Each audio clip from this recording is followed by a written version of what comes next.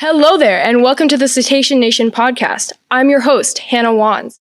Last episode, we gave you a brief overview of the history of the Marine Mammal Institute and learned that the word cetacean refers to whales, dolphins, and porpoises. Today, we'll be talking with our first ever guest, Celest Sorrentino. She's a graduate student at MMI studying drone footage to learn more about the social behavior of blue whales and gray whales, specifically looking at mother whales and their babies. All right, so at the start of every Cetacean Nation episode, we're going to have this fun little icebreaker challenge. I've told each guest to bring in an item that they think best describes their lab or the research they're doing. Then they're going to do their best to describe it for those of you listening and explain why they chose it and why it's important for them. Each episode of the podcast will also be uploaded to YouTube, where you'll not only be able to see the item, but how our entire conversation unfolded. You're the first, Celeste. Lucky you. What did you bring today? Gosh, lucky me. I brought an exploding whale. Which actually, to be those who are not watching the YouTube, it's not an actual exploding whale. It's in fact a stuffed animal of an exploding whale.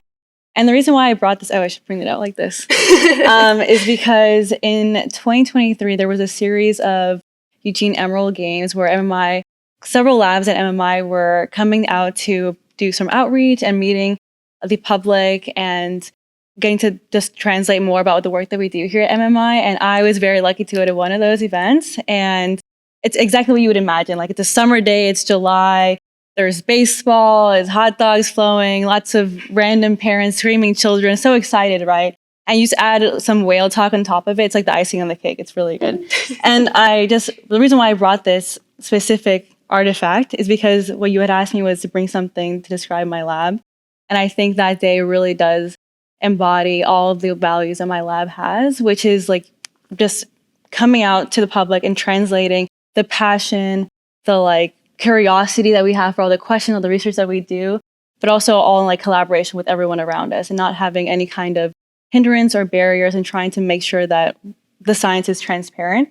And even though we did do that with some tabling, there is also the effects that Lee, my advisor, did the first pitch for that game, and it was really fun. And my other lab mate, Lisa Hildebrand, was actually in the announcer box to talk more about the research we do.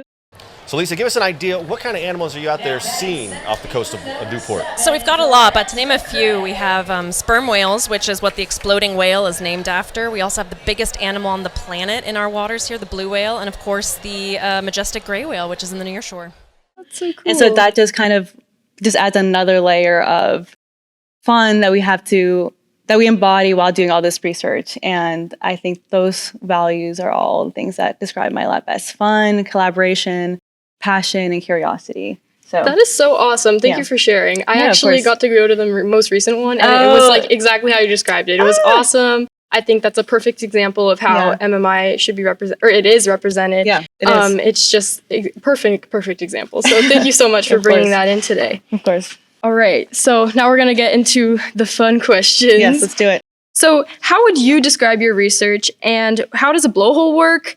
What is blowhole synchronization? Yeah, definitely good questions. So my research is on mother-calf pair relationship between Pacific Coast feeding group of gray whales off of Oregon and the pygmy blue whales off of New Zealand. And the GEMM lab has been studying these whales since the start of these two very fantastic projects, Granite and Sapphire. And these whales, I should say, are baleen whales. So baleen whales are very different from odontocetes, which are more of the popular whales of killer whales and dolphins that have these highly structured family pods, and they stay in these family pods throughout their whole life. Whereas baleen whales, they're not very like that. Instead, the strongest bond is known to be the mother-calf pair bond, which will last anywhere between 6 to 8 months. So these calves only have 6 to 8 months to learn anything they can from their mother, get as much nutrients that they need before they're off and now considered to be independent. Very different from when we're humans, we're turn 18 and we're off on our own, and then you're an adult. You have to know your bank records, all the taxes and stuff like that. But for calves, it's very different. It's very sharp, and they are on their own. And so this time period is very important to understand how these calves, what are the factors that impact these calves' survival. Because if we want to know how to increase a population size, if there's many species that aren't doing so hot or are just not as reaching the pre-whaling levels that a lot of researchers aspire to get back to, or environmentalists in general. But so in order to understand what are the factors that drive calf survival, and then later calf survival into like recruitment into a population, like increasing population size, we need to study that one little period. So that's what I study. And I do it using drones. That was really long-winded, because in drones, we are able to capture behavior, whereas very different, like when you're just watching a whale from a boat, you get this side view. But drones get this aerial view, so you kind of understand, are there other dynamics going on in the water? Are they spinning? Are they like, are they waving their pectoral fin? Like, what's going on with these whales? So that's what I study. And what is a blowhole? That's a great question. Now, I will say that, I don't study physiology whales. I think it's a really cool area. So I don't really know the mechanics of blowholes, but I will say that I imagine they work very similar to ours, in which like baleen whales have nostrils. They have 2 blowholes. But what's different is that since they are in the water and they dive, they need to shut those nostrils so they don't have water in their lungs. So they're able to do that. And when they come up to the surface, they open their nostrils and they let out this beautiful blow. And for gray whales, it's like this heart shape that you can kind of see how people kind of know it's a gray whale or not. And yeah, no, it's wonderful. And then for like dolphins, it's like, for example, odontocetes are just 1 nostril. So it's very different. Oh, okay. Yeah. And then the other question was blowhole. Yeah, what is blowhole synchronization? Yeah. So what is synchrony? I think that's a wonderful question, because synchrony is if you can imagine, it's kind of in the name, correct? Like you want to match whatever, if you are 2 people, you want to match whatever the other person's doing, so you're in sync. And so for whales or cetaceans in general, synchrony has been seen as like a factor or like an indication of like a bond or like learning. So like if you're a baby, like how you learn things is through imitation, right?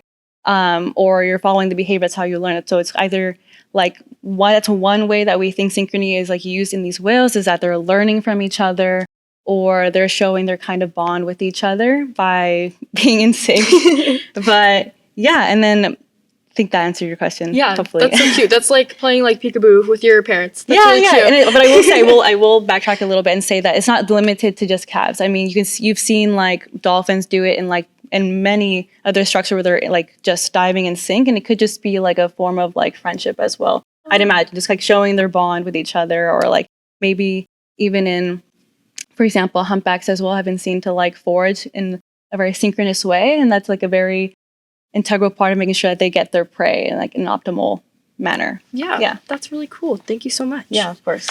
So why study blue whales and gray whales? Yeah, that's a fantastic question. So the Pacific Coast feeding group of gray whales and the pygmy blue whales that I study are both baleen whales. So baleen whales, if you're unfamiliar, have a life history cycle that tend to be migratory. And that means that they are either every year migrating from their breeding ground to their foraging ground. And then again, in the next year, they never get tired of it, keep going. And so the Pacific Coast feeding group of gray whales, their breeding ground is in Baja, Mexico. And then they stay there in the winter, and they travel up north to the foraging grounds, passing the West Coast and all the way up to Southeast Alaska. And the research that has been done previously on these whales, on calf development of baleen whales, has primarily been on like a little bit on humpback whales, a little bit of southern right whales, and these are always on their breeding grounds. And if you can imagine, like if you're in a breeding ground, you're like safe, so you're kind of just super social, and you're just like just doing all these things that you wouldn't normally do when you're migrating. Because when you're migrating, you're typically like facing other stressors, like for example, like vessel disturbance, or even like predators, like killer whales. So it's a little bit more dangerous. So you're acting a little different. But that time period is so crucial, because it is like leading up right to the point where you're going to split from your mom. So that's what I'm studying now. And I think hopefully this research will be able to expand more on what we know about calf development. Yeah. And just get us a step forward. I don't think it'll be it's never really going to be a finite answer, just more of like a step towards getting closer to that answer. Yeah, getting to know more. Yeah. Whatever we can to create more of a pool to pull from. Yeah, exactly. Yeah, that's awesome. So what does kind of like a day, you talked a little bit about this, but what does like a day in the life of a blue whale or gray whale look like? I would love to know. I wish I could ask myself. But I think it's like very, very dependent on where you are. Like, for example, in these breeding grounds, I've never been, so this is all from like what I've read and videos I've seen, is that in these breeding grounds, like the gray whales tend to be more social, like they have a lot more like interactions with one another because they're all congregated in this one area, right? And that's in the winter.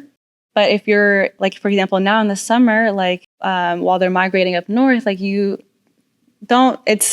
can be seen where like there's a few whales at a time, but for the most part, you usually see like a whale by itself. So they're acting very differently. They're foraging on their way up, or they're, just migrating. This depends on what stage they're in. That's, for example, for a gray whale. Okay. Does that make sense? Yeah. Okay. Cool. Thank you. All right. So you said a little bit that like vessel disturbance might be impacting these whales. And so how else have these whales been impacted by humans? Yeah, that is a expansive answer. I think as we grow in time and with advancements of new tools, and advancement of shipping and like all the things that on human population, there's been an increase in like shipping traffic, which has then increased ocean noise, which has been very interesting to learn about in research and how that impacts whales, especially because if you can imagine, like at some point prior to like maybe, I don't know, 200 years ago, like when ships were a lot more just like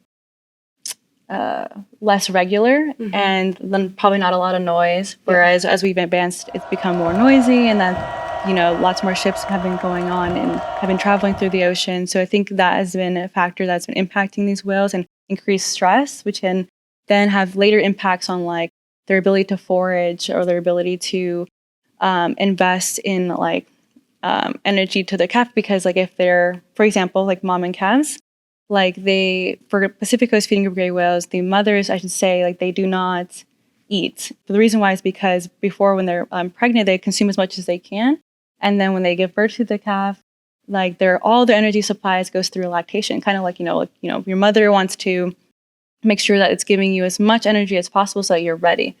But in doing that, it's not feeding meanwhile. So there is loss of energy, loss of like body mass. And so if that mom is constantly like stressed, you can imagine that like that process that ideally would be very smooth is not so much. Right. But that is just one example. And there's several other examples, but that's like one I think I can speak on for right now. Yeah. So, talking about these mama whales and their babies, I've got to say, as a college student in a different state, I miss my mom right now. Definitely. So what about you? Are you from Oregon originally? How did you end up at MMI? Yeah, no, that's a great question. Sorry. I am actually not from Oregon. I'm from LA originally. And oh my gosh, I'm from Anaheim. Hey, there it is. And I'm from the San Fernando Valley. And I grew up in a Peruvian household. Like I'm first generation, and I went to school at UC Santa Barbara, studied ecology, evolution, marine biology, and I love Santa Barbara. Nothing like that beach. Beautiful place. So incredible. And then I applied to the 2022 RU cohort program, like here at Hatfield Marine Science Center.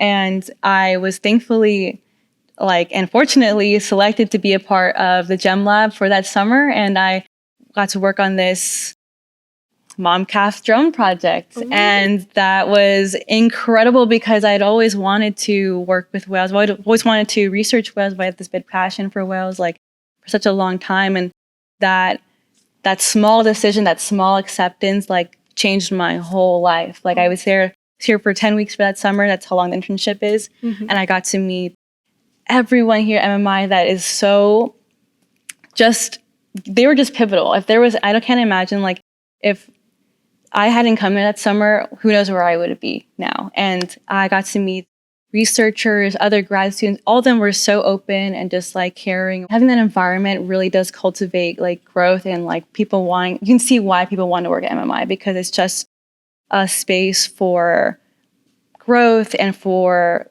care and support that you can't, I'm hopefully, ideally you want that everywhere, but it's just so unique here. And I agree. Since then, and since then, I have been in touch with my mentor at the time, who is now Dr. Clara Bird, and my advisor, Dr. Lee Torres, who runs the GEMM lab.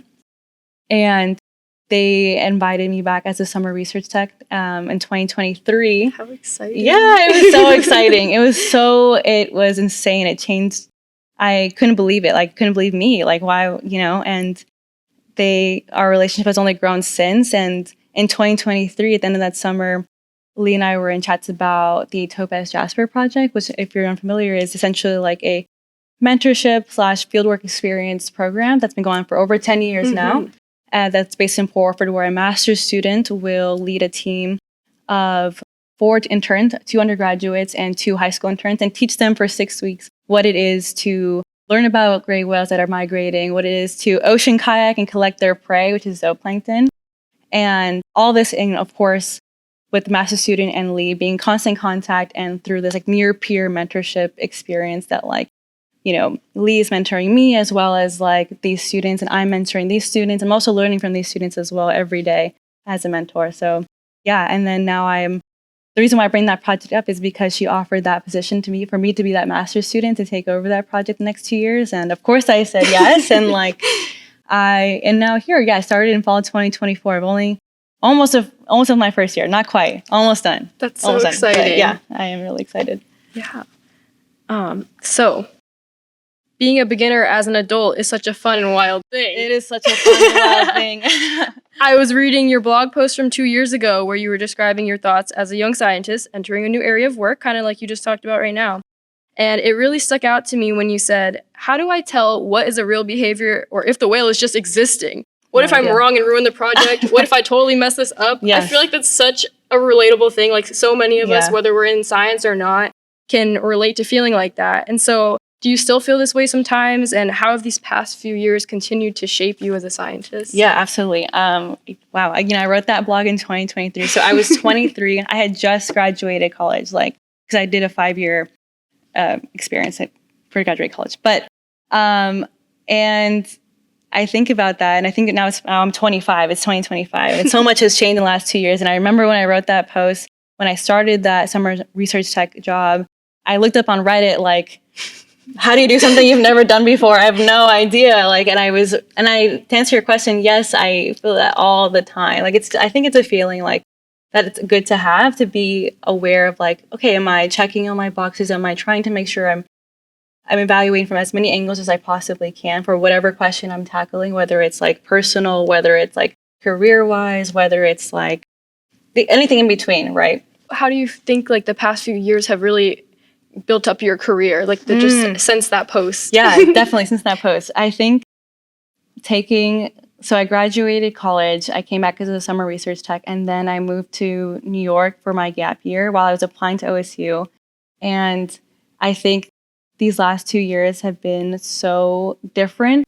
They've created me to be the person I am today. Like having that gap year to explore a little bit about myself and like understanding what are the things I value. I value community, I value collaboration, I value like mentorship. I'm an older sister. I'm oldest out of 4. And I love my sisters, and I love being able to teach in any way I can. And so, these all come from like experience, right? Understanding, trying different things, trying different like career aspects. Like for example, I tried out husbandry, and I was like, okay, this is really interesting, but I think I could do better in a different like industry or whatever. But that is just one example of just trying to try different things until you understand more about what you like, and how the last years have changed or shaped my life as a scientist, I believe. Yeah, I think this past year, I also, being an MMI was also, there's just never, it is an endless list of things that make MMI such a pro and such a unique space. But I was awarded a grad student travel award to go to Perth, to go to the Society of Marine Mammal Conference, which is this major biannual conference where all researchers who study marine mammals around the world meet every 2 years. And you're in this invigorating space where new ideas are flowing, ideas you had never even thought of. But being in an environment like that, having the opportunity to go there just reignited, I already had the passion, but just made it even more enhanced to want to be in this space, want to do this research, and believing in myself that I could, but only if that came from having the opportunity to have that travel award and being able to find it to go. And that was also just another pivotal thing to keep me going. And yeah, I think that's a great answer. Having all of these opportunities and making sure you take them, because I think the only way to figure out the best path to be on is to kind of keep trying new things and seeing what works. Right, exactly. So yeah, that's awesome. I also found it beautiful when you said, I had to allow myself to be creative, dig into the unfamiliar in an effort to complete a task or job I had never done before. What are some ways that you continue to allow yourself to be creative even when you're outside your comfort zone? Yeah, I think creativity is crucial. And growing up, I wasn't really exposed to, I thought the scientist was like the scientists you see on TV, you know, like always about their work and like they're just always laser focused. And White lab coat. White lab coat, like doing random stuff in the lab, right? And so I thought that's what you would need it to do in order to become a good scientist, you know, good being something I later realized that nothing is inherently good or bad. You assign that, you know, you decide what kind of scientist you want to be through time and through experience.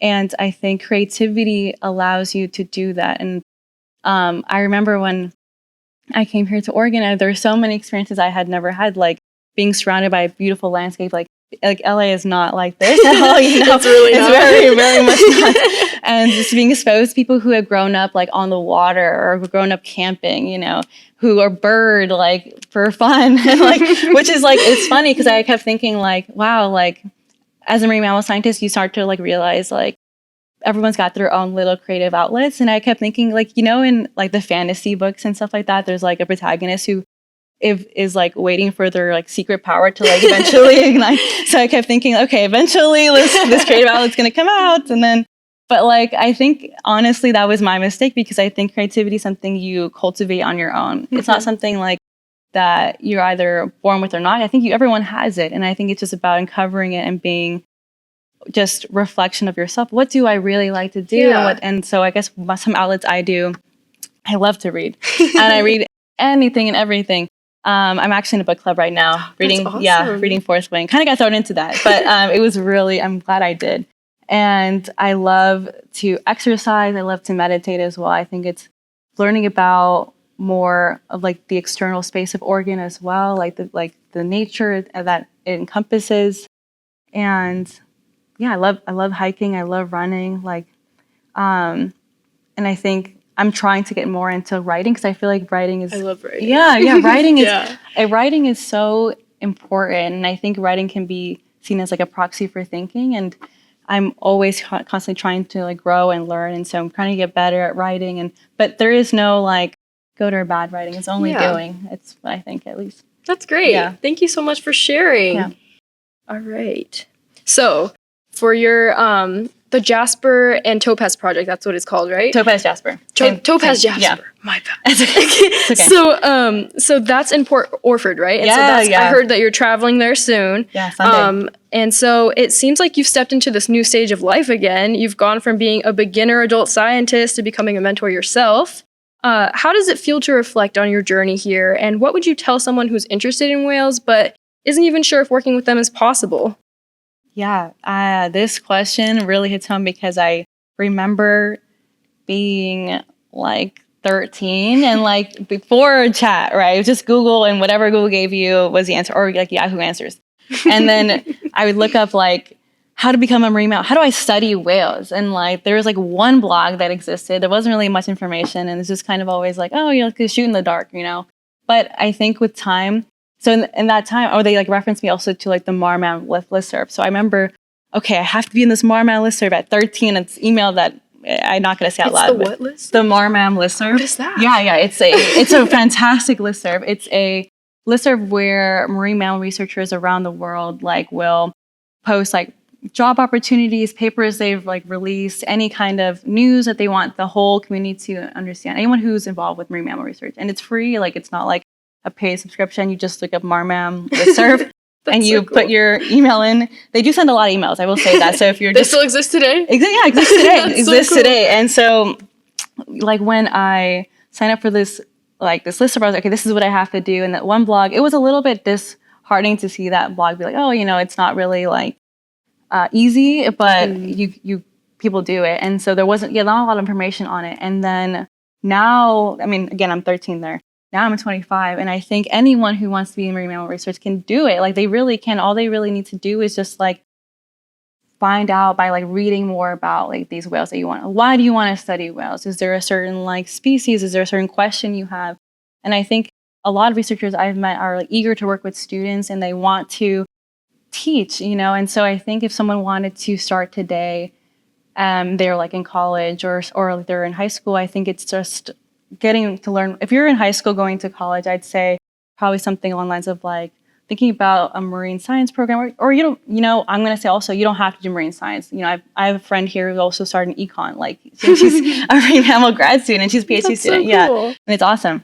So I think just starting to like just read more about what research has been done, and ask yourself, what are the questions I want to answer as well? What like is tickling my brain, like curiosity brain.